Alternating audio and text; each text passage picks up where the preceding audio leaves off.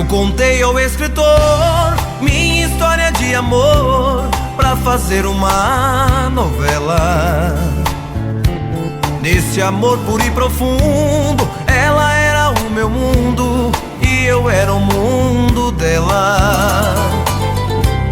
Mas o tempo foi passando, também foram esfriando nossos momentos a sós.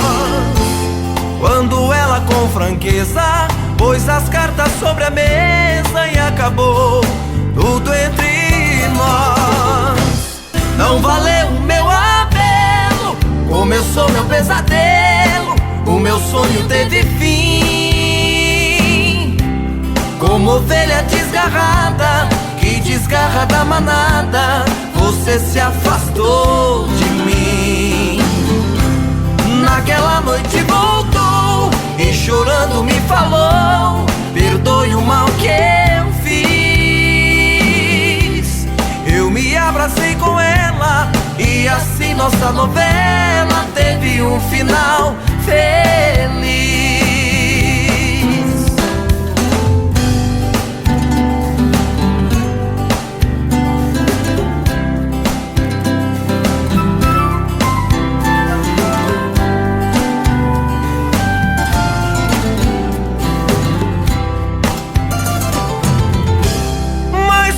Foi passando, também foram esfriando nossos momentos a sós. Quando ela com franqueza pôs as cartas sobre a mesa e acabou tudo entre nós. Não valeu o meu apelo, começou meu pesadelo, o meu sonho teve fim. Como ovelha desgarrada, que desgarra da manada, você se afastou de mim. Naquela noite voltou e chorando me falou: perdoe o mal que eu fiz.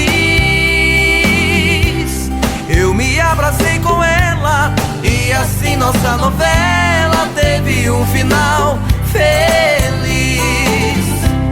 Eu me abracei com ela e assim nossa novela teve um final feliz.